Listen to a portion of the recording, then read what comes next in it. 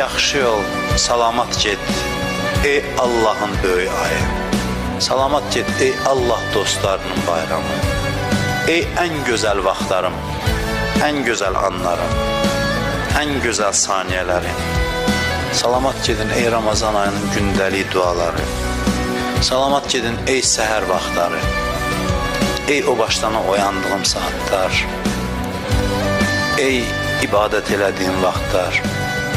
Salamat ged ey iftar zamanları, ey iftar vaxtları. Salamat qal ey ruhumu göylərə qaldıran ay. Ey məni dünyadan qoparıb cənnətə aparan ay. Axırıncı xahişimdir səndən, ay mübarək Ramazan ay. Qiyamət günü məndən şikayət eləmə.